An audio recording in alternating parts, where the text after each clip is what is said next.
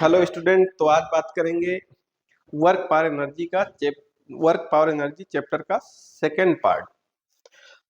इसमें जैसे मैं पीछे की बात करूं तो पीछे हमने वर्क के बारे में बात किया था और उससे रिलेटेड थ्योरी समझी थी और साथ में न्यूमेरिकल्स भी समझे थे। आज हम बात करेंगे एनर्जी की, पावर की भी बात करेंगे। कोशिश करेंगे कि थ्योरी वाला पोर्शन ओवर करें और नेक्स्ट लेक्चर में कोशिश करेंगे कि न्यूमेरिकल्स कुछ कर लें। ठीक है, तो स्टार्ट करते हैं।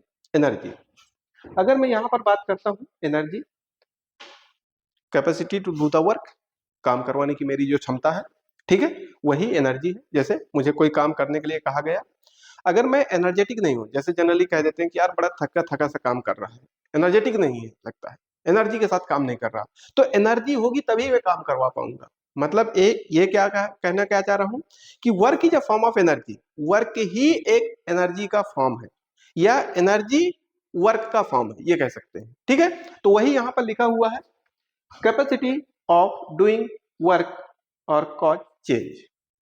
मतलब जो वर्क करवाने की कैपेसिटी है वही एक प्रकार से एनर्जी है। ठीक है, ये ध्यान रखिएगा।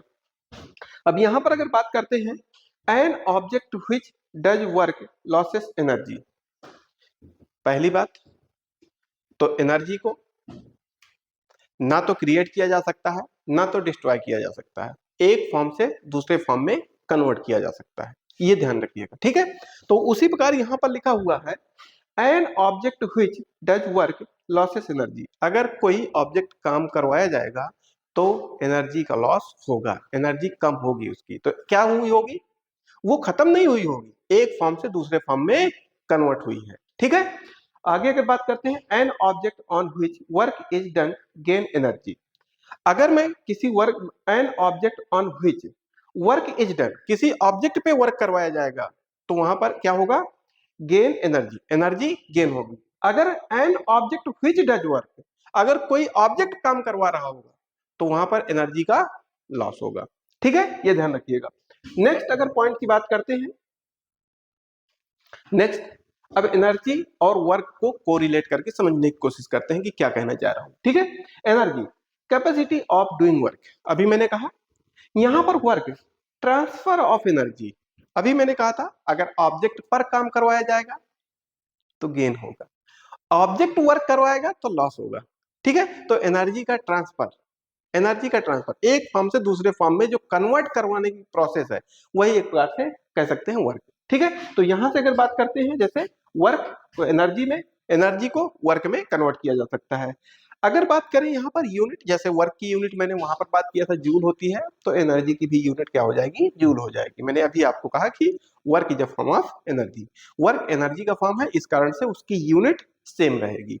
ठीक, अब यहाँ पर कुछ एनर्जी अगर बात करें तो जैसे इलेक्ट्रिकल एनर्जी, अगर मैं यहाँ से इलेक्ट्रिसिटी यहाँ से फ्लो करवाऊंगा इस पे, तो ये क्या करने लगेगा, रोटेट करना चालू कर देगा। तो किसके कारण रोटेट कर रहा है, इलेक्ट्रिकल एनर्जी के कारण। जब इलेक्ट्रिसिटी उसमें फ्लो करवा रहा हूं तो क्या हो रहा है, ये रोटेट करना स्टार्ट कर दे रहा है। ठीक, नेक्स्ट अगर मैं बात करता हूं केमिकल एनर्जी, इसके पास क्या है, केमिकल एनर्जी है। जैसे टार्च में मैं इसको इंसर्ट करवाता हूं तो क्या करना चालू कर देगा, वो बल्ब उसका जलना स्टार्ट कर देगा। जैसे मैं घड़ी पे इसको डालता हूं, वॉच पे इसको डालता हूं तो घड़ी क्या करना चल कर देगी, घूमना स्टार्ट कर देगी। मतलब एक प्रकार से इसके अंदर क्या है, केमिकल एनर्जी स्टोर्ड है। यहां पर अगर बात करते हैं हीट एनर्जी, हीट एनर्जी की अगर मैं बात करूं तो जैसे ये यहाँ पर क्या जल रहा है, एक प्रकार से कोयला बर्न हो रहा है, बर्न हो रहा है, इसके बाद ये बॉयल हो रहा है, यहाँ से स्टीम निकल करके यहाँ से कन्वर्ट होकर के जा रही है और ये घूमना स्टार्ट कर देगा, ये घूमना स्टार्ट कर देगा। किसके कारण से, जो स्टीम यहाँ से बनी है, स्टीम यहाँ से प्रेशर डाली है इसमें, तो ये क्या कर रहा है, घूमना स्टार्ट कर दे रहा है। ठीक है, तो किसके कारण से, ये क्या हो गई आपकी हीट एनर्जी। आपने यहाँ पर टेम्परेचर दिया था, टेम्परेचर के कारण क्या हुआ, जो आपका स्टीम इंजन था वो आपका जो हीट फ्लो होकर के गई है या स्टीम गई है, उसके कारण से क्या होने लगा, ये घुमाना चालू कर दिया। नेक्स्ट अगर मैं यहाँ पर बात करता हूँ न्यूक्लियर एनर्जी, बहुत बड़े बड़े वो बने होते हैं, न्यूक्लियर एनर्जी से चलते हैं, ठीक है। तो ये यहाँ पर मैंने थोड़ा सा शो करने की कोशिश किया है। अब यहाँ पर बात आती है मैकेनिकल एनर्जी की, जो हमारे सिलेबस में है, खासकर हमें जो समझना है, पढ़ना है। मैंने कुछ एनर्जी के टाइप्स बताए, जैसे आप जनरली समझते क्या है, पोटेंशियल एनर्जी, काइनेटिक एनर्जी। तो सिर्फ यही एनर्जी नहीं होती है, आपकी इलेक्ट्रिकल एनर्जी भी होती है, केमिकल एनर्जी भी होती है, हीट एनर्जी भी होती है। Heat is also heat is also a form of energy. Heat भी एक प्रकार से एनर्जी का ही फॉर्म है, ठीक है। केमिकल एनर्जी हो गई, मैकेनिकल एनर्जी हो गई, तो बहुत सारी एनर्जी है यहाँ पर। अब यहाँ पर मैकेनिकल एनर्जी की अगर मैं बात करता हूँ, तो mechanical energy it is energy in an object due to its motion और पोजीशन। पोजीशन चेंज के कारण जो एनर्जी आएगी वो आपकी क्या हो जाएगी, जो मोशन के कारण एनर्जी आएगी वो क्या हो जाएगी, आगे अभी बात करने वाले हैं। तो जब मोशन की बात करते हैं, जब मोशन, कोई ऑब्जेक्ट मोशन में आ जाए, तो उस मास का कुछ ना कुछ ऑब्जेक्ट होगा, उस ऑब्जेक्ट का कुछ ना कुछ मास होगा, ठीक है। उस ऑब्जेक्ट का कुछ ना कुछ मास होगा, और मोशन में आया तो कोई ना कोई वेलोसिटी भी गेन कर लिया होगा। तो इसका मतलब जब मास और वेलोसिटी, ऑब्जेक्ट है तो मास तो 100% कंपलसरी है, होगा ही होगा। तो जब उसके पास कोई ना कोई वेलोसिटी आ गई, तो इसका मतलब क्या हो गया, वो काइनेटिक एनर्जी हो गई। जब भी वेलोसिटी गेन कर लेगा, अब जैसे पोजीशन चेंज, बहुत लोगों को ये लगता है कि पोजीशन चेंज की बात कर रहे हैं तब भी तो सर वेलोसिटी नहीं होगी। वहां पर वेलोसिटी टेंड्स टू जीरो है, वेलोसिटी बहुत कम है, एक प्रकार से जीरो की तरफ टेंड कर रही है। इस कारण से वो पोजीशन चेंज के कारण वहां पर कर, अगर वहां पर वेलोसिटी गेन करेगा तो 100% एक प्रकार से क्या होगा, एनर्जी की बात करेंगे। यहां से अगर बात करें तो मैकेनिकल एनर्जी को दो पार्ट में डिवाइड किया गया है, एक है आपका पोटेंशियल एनर्जी और एक है आपका काइनेटिक एनर्जी। पोटेंशियल एनर्जी का जनरली आप लोगों ने फॉर्मूला पढ़ा होगा, तो मैं यहाँ पर लिख देता हूँ, यहीं यहीं पर लिखते चलते हैं, बाकी आगे आपको मिलेगा भी। तो पोटेंशियल एनर्जी को यू से रिप्रेजेंट करते हैं, यू इक्वल टू क्या हो जाएगा, एम जी एच हो जाएगा, ये आपका फार्मूला निकल कर आएगा। काइनेटिक एनर्जी की अगर बात करता हूँ, के इक्वल टू क्या हो जाएगा, हाफ एम बी स्क्वायर, ये फॉर्मूला आपका बन जाएगा, ठीक है। ये दो फार्मूले आपको याद रखने होंगे। जहां पर वेलोसिटी होगी वहां पर क्या आ जाएगा आपका, एक प्रकार से काइनेटिक एनर्जी आ जाएगी। जहां पर पोजीशन चेंज, हाइट की बात कर रहा होगा कि यहां से यहां तक पहुंच गया, इतनी हाइट गेन कर लिया, वहां पर कौन सी एनर्जी आ जाएगी, पोटेंशियल एनर्जी आ जाएगी, ठीक है।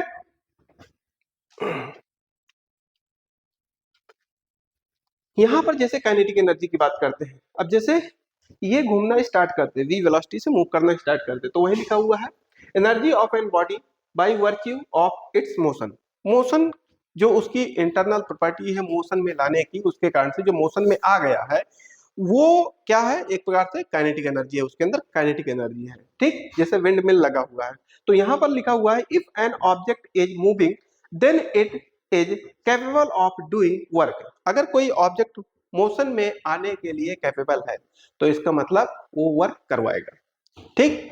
यहां पर it has energy of motion और काइनेटिक एनर्जी। अब उसके पास अगर वो वर्क करवा रहा है, तो work is a form of energy, work करवा रहा है, वी वेलोसिटी से मूव कर रहा है, इसका मतलब क्या आएगा, एक प्रकार से आपकी काइनेटिक एनर्जी होगी। काइनेटिक एनर्जी का फॉर्मूला यहाँ पर लिखा हुआ है, K equal to half M V square, जो मैंने पीछे अभी आपका लिखा था, ठीक। यहाँ पर अगर बात करते हैं वर्क एनर्जी थ्योरम, जैसे वर्क एनर्जी थ्योरम की बात आती है, तो वर्क एनर्जी थ्योरम, अब देखिएगा, the net work done on the object is equal to it change in kinetic energy. अब यहां से थोड़ा सा इसको समझने की कोशिश कर लेते हैं कि क्या कहना चाह रहा है। जैसे मान लिया कि कोई ऑब्जेक्ट था, पहले ये ऑब्जेक्ट है, ये कोई एक ऑब्जेक्ट था, ये इसका मास m रहा होगा, मान लिया इनिशियल वेलोसिटी इसकी u इक्वल टू 0 रही हो, मान के चलते हैं अभी केसेस, ठीक है। अब यहां से ये ऑब्जेक्ट धीरे धीरे धीरे धीरे कुछ टाइम के बाद मोशन में आया, तो मान लिया कि वेव वेलोसिटी इसने गेन कर लिया होगा, ऑब्जेक्ट का मास तो चेंज नहीं होगा, अभी भी m ही होगा, मोशन के कारण ऑब्जेक्ट का मास तो चेंज नहीं होता है। तो यहां से कह रखा है, क्योंकि ये यहां से यहां गया है, यहां से यहां गया है, तो इसका मतलब कुछ ना कुछ वेलोसिटी गेन किया होगा और कुछ डिस्प्लेस भी हुआ होगा, तो डिस्प्लेस हुआ होगा जिसके कारण से वर्क डन होगा। तो यहां से वर्क डन क्या कहना चाह रहा है कि चेंज इन काइनेटिक एनर्जी, तो फाइनल माइनस का क्या होता है, आपका इनिशियल होता है, तो kinetic energy final minus kinetic energy initial. अब यहां से अगर मैं बात करता हूं तो हाफ एम, और क्या हो जाएगा, फाइनल वेलोसिटी बी स्क्वायर, मतलब बी थी तो बी स्क्वायर लिख दिया, माइनस का हाफ एम, और यहां से u क्या है, 0 है। तो यहां से अगर मैं बात करूं वर्क डन इक्वल टू क्या हो गया, हाफ एम बी स्क्वायर। इसका मतलब ये कह सकते हैं चेंज इन काइनेटिक एनर्जी। अगर मैं यहां पर इनिशियल वेलोसिटी 0 नहीं लेता, इनिशियल वेलोसिटी कुछ ले लेता, u ले लिया होता, तो वहीं पर क्या आ जाता, वर्क डन इक्वल टू क्या हो जाता, हाफ m तो बाहर कॉमन कर लेता और b स्क्वायर माइनस का u स्क्वायर आपका आंसर हो जाता। फिर यहाँ पर 0 नहीं पुटअप करता, यहाँ पर क्या कर देता, u स्क्वायर पुटअप कर देता। तो हाफ m तो दोनों में कॉमन है, वो कॉमन कर लिया, और क्या बचेगा, b स्क्वायर माइनस का u स्क्वायर बचेगा, तो वही यहाँ पर पुट कर दिया। ठीक है, तो आपको ये ध्यान रखना है, कई बार क्वेश्चन यहां से बनता है कि वर्क डन पूछ लेता है कि इनिशियल वेलोसिटी कोई ऑब्जेक्ट है जिसका मास ये है, इनिशियल वेलोसिटी उसकी ये थी, फाइनल वेलोसिटी ये है, then find the work done. अब बच्चे ढूंढता है कि वर्क का फार्मूला तो मैंने एफ एस कॉस थीटा पढ़ा था, ये एफ एक्स कॉस थीटा पढ़ा था, यहाँ पर ना तो फोर्स दे रखा है, ना तो यहाँ पर क्या आपका डिस्प्लेसमेंट दे रखा है। तो वो डिस्प्लेसमेंट निकालने की कोशिश करता है थर्ड इक्वेशन से, और फिर वहां से फोर्स निकालने की कोशिश करता है चेंज इन। भैया काहे ये सब चीजें कर रहे हो, आपको दे रखा है ना, फाइनल वेलोसिटी दे रखा है, इनिशियल वेलोसिटी दे रखा है, ऑब्जेक्ट का मास दे रखा है, आप डायरेक्टली लगा दीजिए ना वर्क एनर्जी थ्योरम, वहां से आप डायरेक्टली कैलकुलेट करिए। तो आपको समझना पड़ेगा, आप टाइम टेकिंग करेंगे आंसर उससे भी आ जाएगा, बट आप बोर्ड का एग्जाम नहीं दे रहे हैं कि डायरेक्टली फार्मूला ना पुटअप करके आप पहले उसको डिराइव करके दिखाएं वहां से और यहाँ पुटअप करें।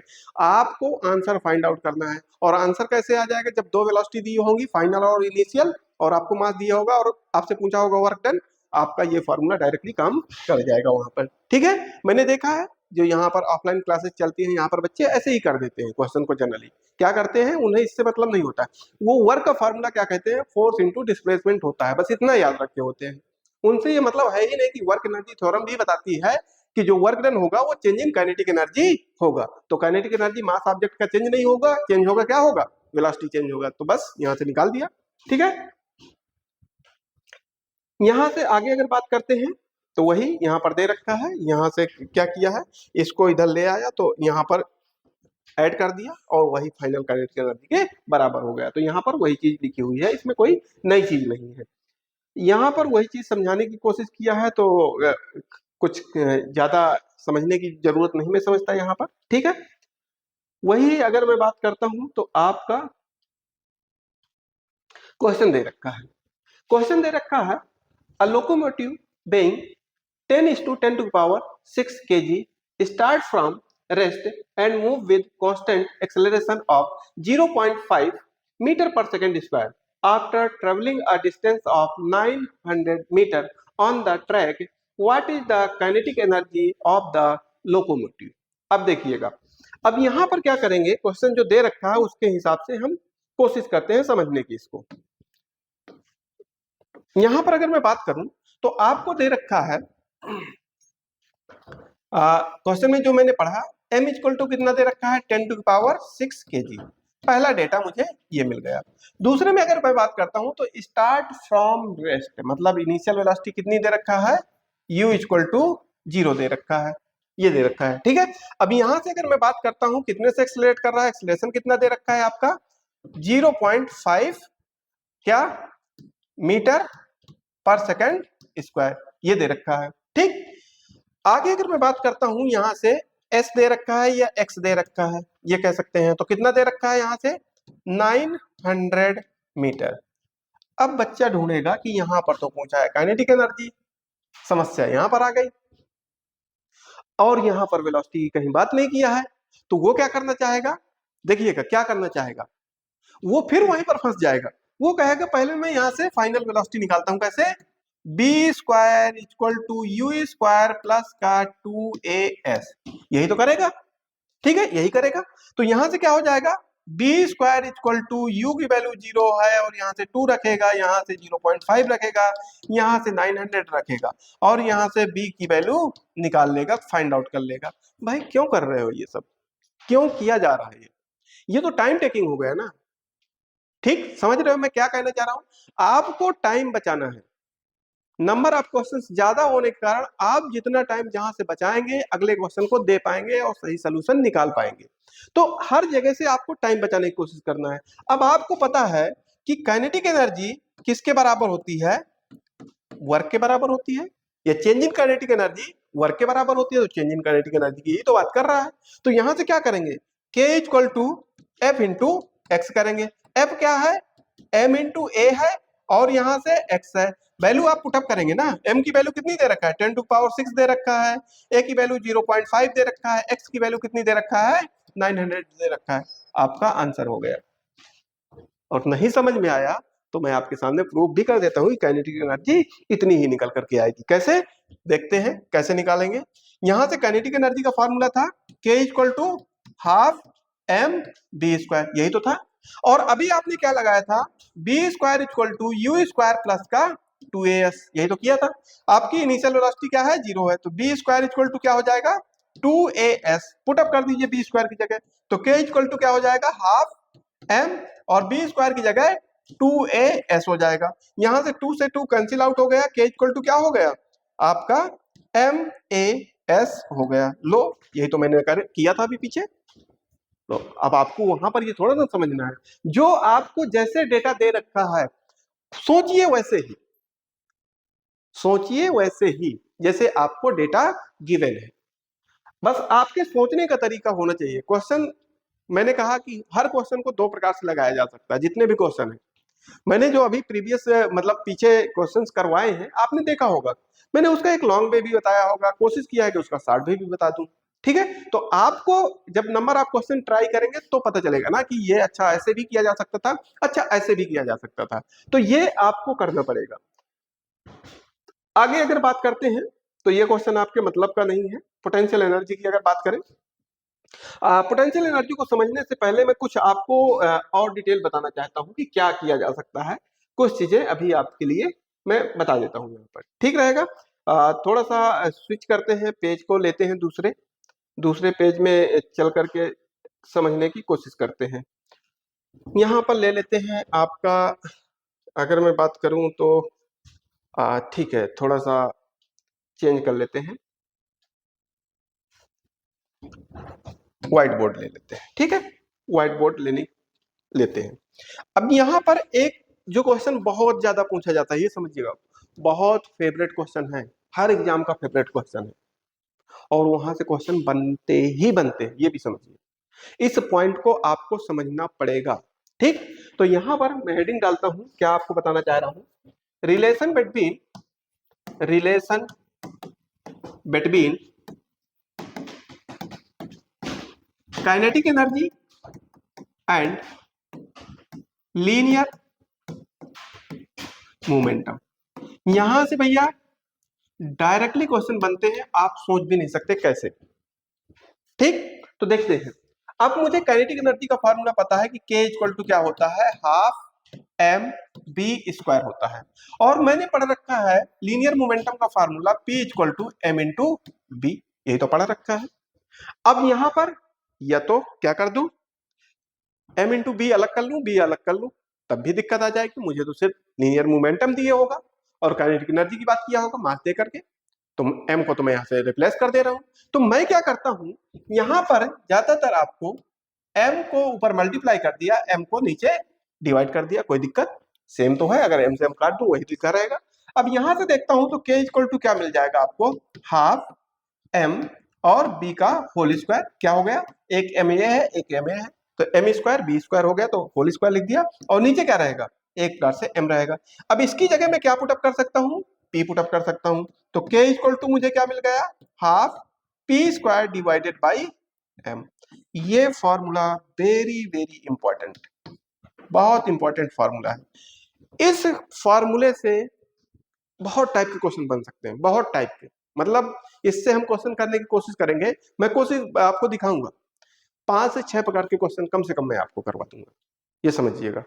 ठीक है, तो यहां से क्वेश्चन भर भर के बनते हैं और अलग अलग तरीके के बनते हैं, और सिर्फ स्टेटमेंट में चेंज करके क्वेश्चन बना देता है, वैल्यू सब वही रहती है। अब बताइएगा, तो इस कारण से आपको समझना पड़ेगा कि क्वेश्चन क्या मांग रहा है आपसे, आपको कहाँ किस लेवल तक पढ़ाई करनी, और क्वेश्चन टाइम टेकिंग अगर मैं बात करूं तो मुश्किल से आप 35 या 40 सेकंड में कर लेंगे, इतना आसान क्वेश्चन भी होता है। क्या आपको दो चीजें दिए होगा, तीसरी चीज पूछा होगा, अब बताइए हर क्वेश्चन में यही होगा, दो चीज दिया होगा तीसरी क्वेश्चन पूछा होगा, बट लैंग्वेज को आपको समझना पड़ेगा। सबसे बड़ी बात इसमें क्या है, लैंग्वेज समझने की है कि लैंग्वेज में क्या क्या आ रहा है। ठीक है, तो यहां से अगर मैं बात करूं तो और क्या बन सकता है, के इक्वल टू मैंने यहां से लिख रखा है half P square divided by M. ये 2 और m को इधर क्रॉस प्रोडक्ट कर देता हूं तो 2m के, और इधर क्या रहेगा, पी स्क्वायर रहेगा। तो p इक्वल टू क्या हो जाएगा, रूट लग जाएगा 2m के। एक रिलेशन देखने को आपको ये भी मिल जाएगा, कहीं अलग से नहीं है, मेन रिलेशन यही है। 2 और m को k के साथ जाकर के मल्टीप्लाई क्रॉस प्रोडक्ट करवा दिया है, और p स्क्वायर था उधर जाकर के रूट लगा दिया है, ये किया है।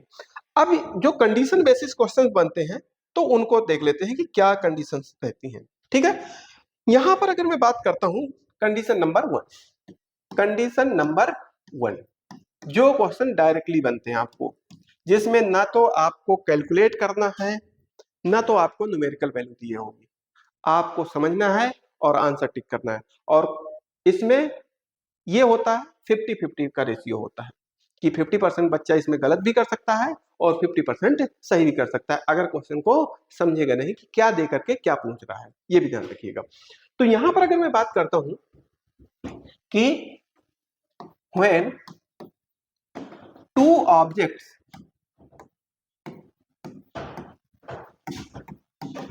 have masses m1 and m2, और ब्रैकेट में दिए होगा m1 is greater than m2 है, ये भी ध्यान रखिएगा, m1 is greater than m2 and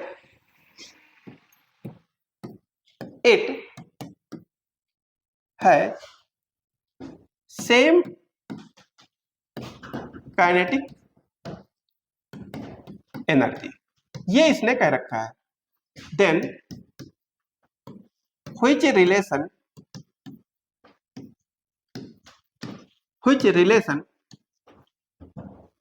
is correct.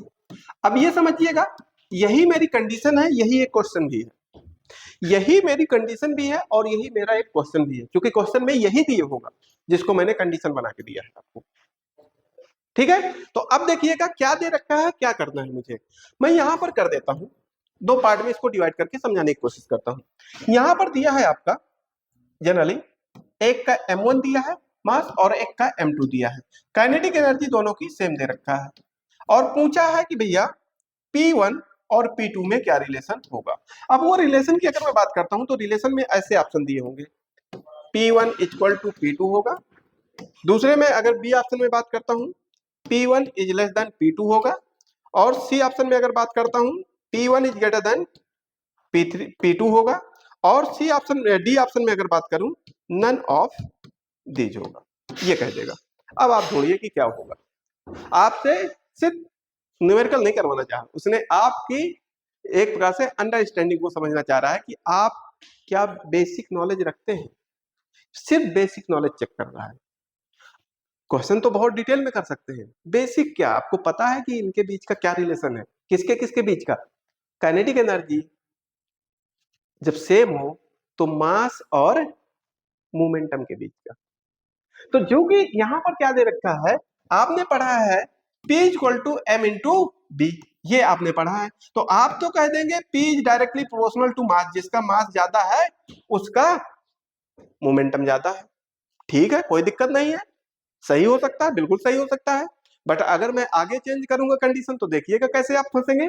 बिल्कुल यहां से देख लेते हैं, P इक्वल टू अगर मैं बात करता हूं √2m k आ रहा है, आपका 2 कांस्टेंट है, k कांस्टेंट है, तो P is directly proportional to क्या आ गया, m आ गया, जिसका मास ज्यादा है उसका लीनियर मोमेंटम ज्यादा है। तो कह दो सर मैं वही तो यहां से भी कह रहा था, बाई लक आपका सही हो जाएगा, तभी मैंने कहा था 50-50 का रेशियो है। बाई लक ये वाला जब दिए होगा तब तो आपका सही हो गया कि जिसका मास ज्यादा दिए था उसी का आपको क्या कर देना था, लीनियर मोमेंटम वाला आंसर टिक कर देना था। वो भी कहां से आपने सोच करके टिक किया, P इक्वल टू mb से, जबकि वेलोसिटी के बारे में कहीं बात ही नहीं किया था, तब भी आपने मान करके रखा कि अच्छा वेलोसिटी तो मैं कांस्टेंट मान रहा हूं। ठीक, तो कर दिया, सही हो गया, आपका लक बिल्कुल सही। अब यहां से अगर मैं बात करता हूं ये कंडीशन में, तो आंसर आपका कौन सा सही हो जाएगा, तब तो आंसर आपका ये सही हो गया, तब आपका आंसर ये सही हो गया। बट अब आगे वाले में अगर कंडीशन की बात करें, नेक्स्ट कंडीशन में देख लेते हैं। सेकंड कंडीशन क्या हो जाएगी, केस नंबर 2, केस नंबर 2 में अगर बात करें, व्हेन वही लाइन है, कुछ ज्यादा चेंजेस नहीं होंगे। When two objects have masses m1 and m2, और क्या दे रखा है, m1 is greater than m2 दे रखा है, ये दिया है आपका स्टेटमेंट। ठीक है, आगे कह रखा है it has same linear momentum then which relation is correct. अब कह रहा है, अब यहां पर भी आप क्या करेंगे, देखिएगा आपके सोचने का। अब रिलेशन क्या क्या है, वही K1 इक्वल टू K2 है। बी में अगर बात करते हैं K1 is less than K2 है, और सी में अगर बात करते हैं K1 is greater then K2 है, और डी में अगर आप बात करते हैं नन ऑफ दीज है। अब यहां पर देखिएगा, पहला तो आप क्या करेंगे, सीधे सीधे सोचेंगे K equal to half M V square, तो यहां से भी कहेंगे K is directly proportional to m है, इसका मतलब जिसका मास ज्यादा है उसकी काइनेटिक एनर्जी ज्यादा है, और आपका क्वेश्चन गलत हो गया। कैसे, क्योंकि वहां पर वेलोसिटी की बात नहीं कर रहा। बाई लग आपका पहला वाला सही हो गया था, क्योंकि दोनों उसी प्रकार के रिलेशन मिल गए थे कि पी के डायरेक्टली प्रोपोर्शनल मास आ रहा था, उसमें रूट में आ रहा था, उसमें आ रहा था, तो उससे मुझे कोई मतलब नहीं था, डायरेक्टली प्रोपोर्शनल था, फंक्शन था डायरेक्टली। अब यहां पर अगर मैं बात करता हूं तो यहां पर आपको क्या करना पड़ेगा, k equal to half P square divided by M वाला फॉर्मूला लगाना पड़ेगा, क्योंकि बात किसकी हुई है, लीनियर मोमेंटम की हुई है। तो जब तक है काइनेटिक एनर्जी लीनियर मोमेंटम का फंक्शन नहीं होगा तब तक रिलेशन सही नहीं आएगा, ये भी ध्यान रखिएगा।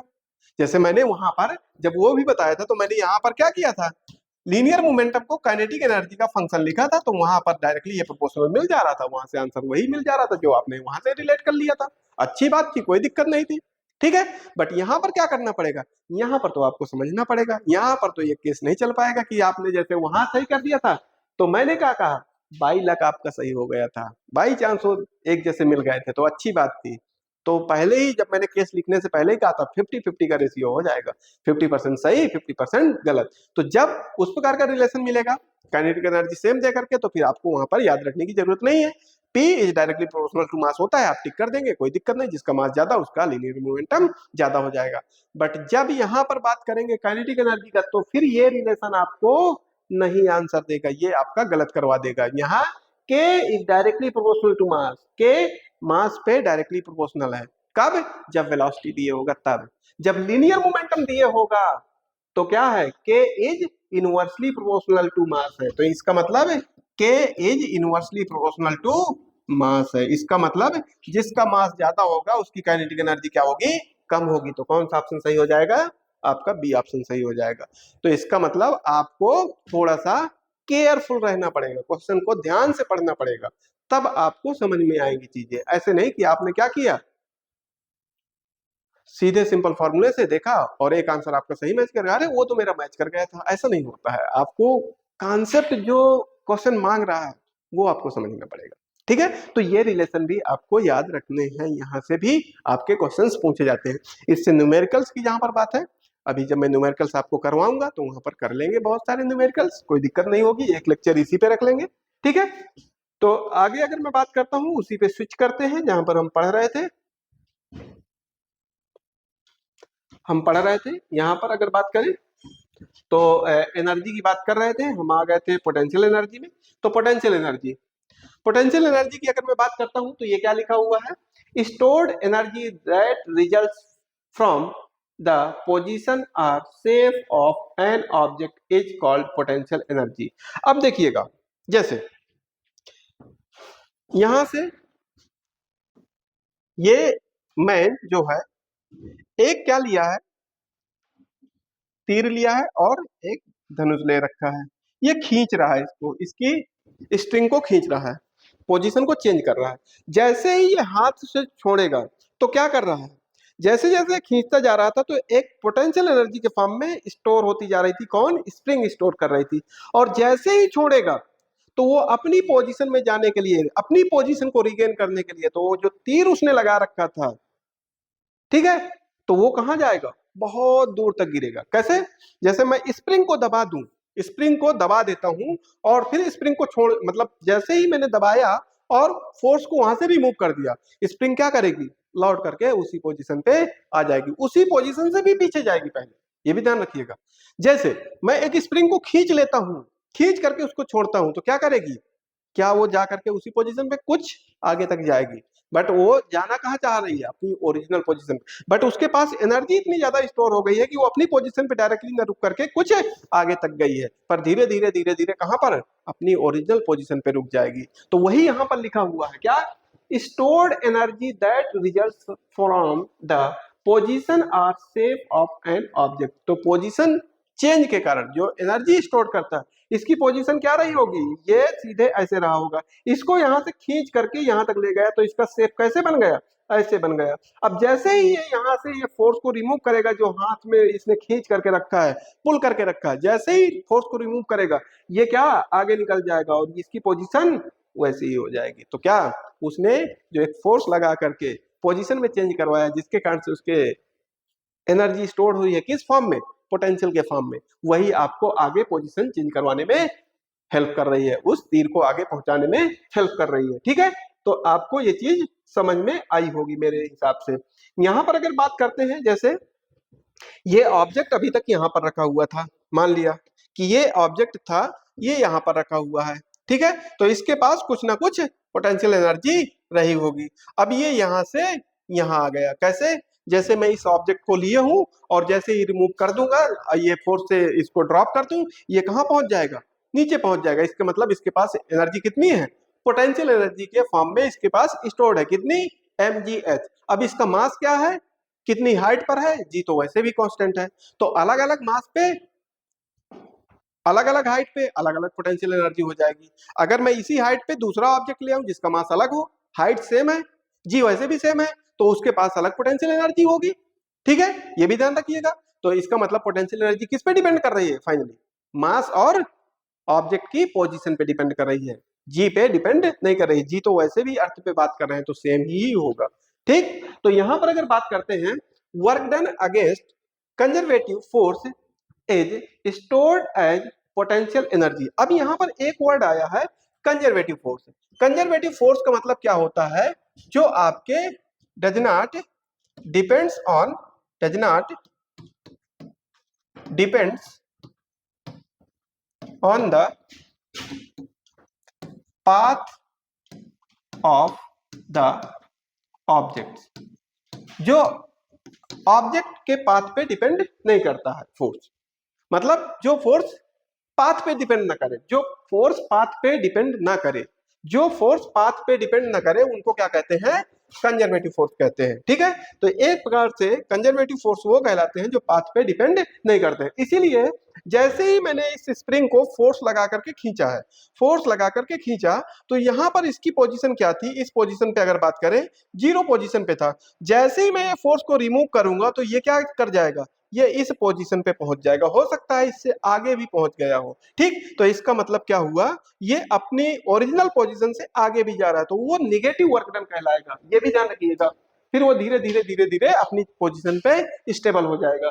यहां पर अगर बात करते हैं, ये ऑब्जेक्ट यहां पर था और यहां पर आ जाए, तो यहां पर इसके पास कितनी पोटेंशियल एनर्जी रही होगी, mgh रही होगी। अब यहां से यहां तक ले जाना है, तो मुझे कितनी एनर्जी देनी पड़ेगी, mgh देनी पड़ेगी। ठीक है, तो जैसे ये होता है कि इस हाइट पर है, तो सर इसके पास तो एनर्जी है, नीचे जाएगा तो एनर्जी कौन सी, पोटेंशियल एनर्जी जीरो हो जाएगी, अपने आप से तो ऊपर आ नहीं सकता। तो वही एनर्जी किस फॉर्म में कन्वर्ट हुई होगी, जैसे मैं ऊपर से फेंकूंगा तो साउंड एनर्जी के फॉर्म में चली जाएगी, कुछ हीट एनर्जी के फॉर्म में चली जाएगी। जैसे ही मैं नीचे फेंकूंगा तो आवाज भी तो आएगी, और कुछ किसी चीज से क्या करेगा, कोलिजन करेगा, कोलिजन करेगा तो क्या होगा, हीट भी तो होगा। तो इसका मतलब क्या, एक प्रकार से वही जो पोटेंशियल एनर्जी है, वो किन किन फॉर्म में चली गई, साउंड एनर्जी के फॉर्म में चली गई। ठीक है, और काइनेटिक एनर्जी उसके आपके अगर मैं बात करता हूँ, हीट एनर्जी के फॉर्म में चली गई, हीट के फॉर्म में चली गई, ये भी कह सकते हैं। ठीक, तो बहुत बच्चों का ये क्वेश्चन होता है कि सर वो एनर्जी कहाँ चली गई, तो यहाँ चली गई। यहां पर अगर बात करते हैं, अब पोटेंशियल एनर्जी को दो पार्ट में डिवाइड किया गया है। कौन कौन सी है अगर मैं बात करता हूं, एक ग्रेविटेशनल पोटेंशियल एनर्जी, ग्रेविटी के कारण, जैसे मैंने कहा था ये ऑब्जेक्ट को उठा करके यहां पर रख दिया, एम मास के ऑब्जेक्ट को यहां पर रख दिया, तो इसके पास कितनी एनर्जी है, एच हाइट पर रखा है, तो इसके पास एम जी एच एनर्जी है। ये किसके कारण है, ग्रेविटी के कारण। एक है इलास्टिक पोटेंशियल एनर्जी, जैसे वो स्प्रिंग की बात कर रहा था, स्प्रिंग को मैं खींच रहा था, तो क्या हो रहा था, एक फोर्स लगाया था और जिसके कारण से वो क्या हो रही थी, पोजीशन को चेंज कर रही थी। अब फोर्स लगाने के कारण पोजीशन को चेंज कर रही थी, तो इसका मतलब उसके अंदर इलास्टिसिटी रही होगी। सिंपल सा समझिएगा, इलास्टिसिटी है तभी तो वो खींच रही है। इलास्टिसिटी अगर ना होती तो वो कहाँ खींचता, वो अपनी इलास्टिसिटी के कारण ही वो क्या कर सकता है, अपनी पोजीशन को चेंज कर सकता है, और जैसे ही मैं फोर्स को रिमूव करूं तो वही इलास्टिसिटी प्रॉपर्टी जो है उसको उस पोजीशन पे लाने की कोशिश करती है। जिसकी जितनी ज्यादा इलास्टिसिटी होगी उतनी जल्दी उस पोजीशन को रीगेन करवा देगा। ये भी चीज को ध्यान रखेंगे, अभी इसके बारे में सॉलिड में डिटेल में पढ़ लेंगे इलास्टिसिटी के बारे में। तो यहां पर अगर मैं बात करता हूं तो डायरेक्टली मैं फॉर्मूला लिख देता हूं कि क्या आ जाएगा। यहां से अगर बात करें, U इक्वल टू आप लिख सकते हैं या E से रिप्रेजेंट करते हैं, E इक्वल टू कह दें तो हाफ के एक्स स्क्वायर ये कह सकते हैं। के यहाँ पर क्या है, वो स्प्रिंग कांस्टेंट है, जैसे स्प्रिंग की मैं बात कर रहा था, के यहाँ पर स्प्रिंग कांस्टेंट है, जो कि अलग अलग स्प्रिंग का अलग अलग वैल्यू हो सकती है, और एक्स क्या है, वो डिस्प्लेसमेंट है। तो यहाँ से एक फार्मूला ये आ जाएगा और एक ये फार्मूला आ जाएगा। बच्चे यहीं पर कंफ्यूज हो जाते हैं, ज्यादातर ये वाले गलतियां कर देते हैं। ध्यान रखिएगा कि यहाँ से ये फार्मूले को याद रखना है। ये वाला तो याद होता है बट वो वाला बच्चों को ज्यादातर याद नहीं होता है, तो इस कारण से आपको ये थोड़ा सा ध्यान रखना पड़ेगा चीजों को। तो यहां पर अगर बात करें ग्रेविटेशनल पोटेंशियल एनर्जी में, energy that is related to an object height with respect to earth surface is called gravitational potential energy, जो मैंने आपको बताया जनरली वही हो गई। तो यहां से वही mgh दे रखा है, अब जब ऊपर जाएगा तो चूंकि फोर्स डाउनवर्ड डायरेक्शन काम कर रहा होगा तो निगेटिव हो जाएगा, ये ध्यान रखिएगा। तो इसका कोई इतना बड़ा इंपैक्ट नहीं हमें देखना है यहाँ पर, ठीक है। तो यहां से अगर मैं बात करता हूं, वही स्प्रिंग की डायरेक्टली मैं दिखा देता हूं आपको कि कितनी आ जाएगी स्प्रिंग की, ये आ जाएगी आपकी काइनेटिक एनर्जी जो लिखी हुई है यहाँ पर, वो ये हो जाएगी। हमें उसके डेरिवेशन से कोई मतलब नहीं है, इस कारण से मैं ज्यादा डेरिवेशन पे फोकस नहीं कर रहा। आपकी अगर पोटेंशियल एनर्जी फॉर स्प्रिंग कितनी होती है, हाफ के एक्स स्क्वायर होती है। सिंपल सा आपको ये याद रखना है, ठीक है। यहाँ से अगर कुछ चीजें दिमाग में जनरली सोचने की बात करें तो क्या, potential energy is always defined relatively absolute value of potential cannot be calculated. Reference level, the potential, the place in a system where the potential is defined to be zero. अब देखिएगा, अब ये सोचने की बात हो गई कि जैसे मैंने वो जीरो वाली बात किया था कि जैसे अर्थ पहुंच गया तो जीरो हो गया, तो अब किसके रेफरेंस में बात कर रहे हो, रेफरेंस पॉइंट भी तो देखो, अर्थ के रिस्पेक्ट में बात कर रहे हो, अर्थ से कितनी हाइट पर है, तो वही तो मैंने कहा था, जब किसी हाइट पर होगी तो उसकी पोटेंशियल एनर्जी कुछ ना कुछ होगी, ठीक है। जैसे ही अर्थ पे पहुंचेगा तो वो पोटेंशियल एनर्जी गई कहाँ, मैंने कहा था साउंड एनर्जी के फॉर्म में चली गई और आपकी हीट एनर्जी के फॉर्म में चली गई। स्प्रिंग की अगर मैं बात करता हूं तो आपने क्या कहा, स्प्रिंग की अगर मैं बात किया तो यहां पर आपने स्प्रिंग को रखा था, तो उसकी पोजीशन चेंज के कारण ही तो कह रहे थे, मतलब रेफरेंस पॉइंट क्या ले रहे थे, जैसे स्प्रिंग आपकी रखी हुई थी वही तो आपका रेफरेंस पॉइंट था। ये अगर मैं बात करूं कि ये स्प्रिंग है, ठीक, यहाँ पर ये फिक्स थी, तो यहाँ पर इसी यही तो रेफरेंस पॉइंट है, यहीं से तो x इक्वल टू 0 अभी पीछे दिखाया था, तो रेफरेंस पॉइंट के अलोंग जब पीछे गई है या आगे खींचा गया है, इसी को तो आप x कह दे रहे थे, तो उस रेफरेंस पॉइंट के रिस्पेक्ट में बात कर रहे थे कि कितनी उसकी पोटेंशियल एनर्जी होगी, तो वही पॉइंट यहाँ पर लिखा हुआ है। A pendulum lowest point means position of spring, bottom of a mountain etc। तो बहुत सारी ये चीजें हैं कि रेफरेंस पॉइंट के रिस्पेक्ट में बात कर लेना है, तो यहाँ पर वही चीज मैंने रिप्रेजेंट करने की कोशिश किया था, आपको समझाने की कोशिश किया, ठीक है। अगर मैं यहाँ से बात करता हूँ कंजर्वेशन ऑफ मैकेनिकल एनर्जी, अब देखिएगा कंजर्वेशन ऑफ मैकेनिकल एनर्जी की अगर बात करें तो मैंने पहले ही कहा कि एनर्जी को एक फॉर्म से दूसरे फॉर्म में कन्वर्ट किया जा सकता है, but total energy always conserve रहेगी। एनर्जी को ना तो क्रिएट किया जा सकता, ना तो डिस्ट्रॉय किया जा सकता, एक फॉर्म से दूसरे फॉर्म में कन्वर्ट किया जा सकता है। तो यहां पर अगर मैं बात करता हूं, the total mechanical energy of a system is conserve if the force doing work are conservative, ठीक, अगर कंजर्वेटिव फोर्स है मतलब एक प्रकार से वही जो पाथ पे डिपेंड नहीं कर रहा, तो total mechanical energy equal to क्या हो जाएगा, काइनेटिक प्लस पोटेंशियल, एक बढ़ेगा तो दूसरा घटेगा। जैसे यहां से अगर मैं बात कर रहा हूं, यहां से यहां इस हाइट पर था तो mgh था, यहां पर पहुंचेगा तो किसी वेलोसिटी से पहुंचा होगा तो हाइट कम हो गई है, अभी टकराया तो नहीं, साउंड तो नहीं आई है ना, ये भी ध्यान रखिएगा। तो जब तक हिट करने से पहले उसके पास क्या रही होगी, जैसे यहां पर मैक्सिमम पोटेंशियल एनर्जी है, क्योंकि यहां पर मूव तो कर नहीं रहा, तो काइनेटिक एनर्जी क्या है, जीरो है, तो वही पोटेंशियल एनर्जी क्या है, टोटल एनर्जी है उसके पास, ये भी ध्यान रखिएगा। जैसे मैंने इस ऑब्जेक्ट को मूव करवाना चालू कर दिया, नीचे की तरफ जाना चालू कर दिया, तो धीरे धीरे हाइट कम होता जाएगी, मास तो उसका वैसे भी वही है, जी वैसे भी वही है, तो हाइट कम हो रही है तो पोटेंशियल एनर्जी क्या हो जाएगी, कम हो जाएगी, तो वो पोटेंशियल एनर्जी कहाँ जा रही है, काइनेटिक में कन्वर्ट हो रही है, क्योंकि वेलोसिटी भी तो गेन कर रहा है जैसे जैसे नीचे जा रहा है। यहाँ तो जब तक रखा हुआ है रेस्ट में है तो क्या है, वेलोसिटी जीरो है, मास अभी भी है, वेलोसिटी के कारण काइनेटिक एनर्जी जीरो। तो जैसे जैसे वेलोसिटी बढ़ती जाएगी वैसे वैसे उसकी पोटेंशियल किस में कन्वर्ट होती जाएगी, काइनेटिक में कन्वर्ट होती जाएगी, ठीक। और हिट करने से पहले उसके पास क्या होगा, ग्राउंड को हिट करने से पहले उसके पास मैक्सिमम काइनेटिक एनर्जी होगी और मिनिमम पोटेंशियल एनर्जी होगी। जैसे ही हिट कर जाएगा तो इसका मतलब अब तो वहां पर मूव भी नहीं कर रहा था, वहां पर तो कुछ हाइट भी नहीं है, तो ये एनर्जी गई कहाँ, तो मैं तो कह तो रहा था कि आवाज आएगी तो साउंड एनर्जी में कन्वर्ट हो गई और हीट एनर्जी में कन्वर्ट हो गई, वही बात तो आपके सामने आ गई, ठीक है। तो वही यहाँ पर लिखा हुआ है। यहाँ पर अगर बात करें तो यही ये डायग्राम से समझाने की कोशिश किया है, तो इन डिटेल आपको इसको समझने की कोशिश नहीं करना है, ज्यादा आपके मतलब का नहीं है, ये कह सकते हैं। यहाँ पर अगर बात करें कंजर्वेशन ऑफ एनर्जी, यहाँ पर अगर बात करते हैं if non conservative force are also applying in a system, तो फिर क्या होगा उसके हिसाब से अगर मैं बात करता हूँ, तो यहाँ पर ये अगर बात करें तो जैसे ये मैन यहाँ पर है, समझिएगा, यहाँ पर समझाने की कोशिश करता हूँ। तो ये क्योंकि पाथ पे डिपेंड कर रहा है, पाथ पे जब डिपेंड कर रहा है तो अब इसकी बात कर लें, तो जैसे ये इस पोजीशन पे है तो ये इक्विलिब्रियम कंडीशन पे तो है नहीं, यहाँ पर ये धीरे धीरे यहाँ मूव करके जाएगा और यहाँ जाएगा, फिर धीरे धीरे यहाँ पर आएगा, फिर यहाँ जाएगा, फिर यहाँ पर आएगा, फिर यहाँ पर, ये पाथ पे डिपेंड कर रहा है, तो धीरे धीरे ये जो है ये हीट के फॉर्म में कन्वर्ट होता जाएगा, बट टोटल एनर्जी कंजर्व रहेगी। इसके पास क्या है, अभी धीरे धीरे इस हाइट पर है तो इसके पास काइनेटिक एनर्जी क्या है, एक प्रकार से कम हो सकती है, जैसे जैसे नीचे की तरफ मूव करेगा काइनेटिक एनर्जी का लेवल ऊपर की तरफ बढ़ेगा, पोटेंशियल एनर्जी का लेवल घटेगा, फिर यहाँ पर जाएगा तो फिर वही हो जाएगा अपोजिट, ये बढ़ेगा और ये घटेगा। अब धीरे धीरे चूंकि ये सरफेस पे डिपेंड कर रहा है, पाथ पे डिपेंड कर रहा है, तो ये इसकी जो धीरे धीरे यहाँ पर रेस्ट पे आ जाएगा, तो जो थर्मल एनर्जी है वो पूरी की पूरी किसके बराबर हो जाएगी, टोटल एनर्जी के बराबर हो जाएगी। ये दोनों डायग्राम क्या हो जाएंगे, जीरो हो जाएंगे। तो यहाँ पर इस चीज को समझा जा सकता है, ठीक है, जब पाथ पे डिपेंड कर रहा होगा तब की बात कर रहा हूँ, ठीक। तो इस डायग्राम को यहाँ पर समझने की कोशिश करिएगा। नेक्स्ट अगर मैं बात करता हूँ कंजर्वेशन ऑफ एनर्जी, अब यहाँ पर energy can neither be created nor be destroyed, जो मैं बार बार कर रहा हूँ। Total energy of an isolated system remains constant, मतलब किसी भी सिस्टम की काइनेटिक एनर्जी क्या रहेगी, ऑलवेज कंजर्व रहेगी, मतलब कांस्टेंट रहेगी, ठीक है।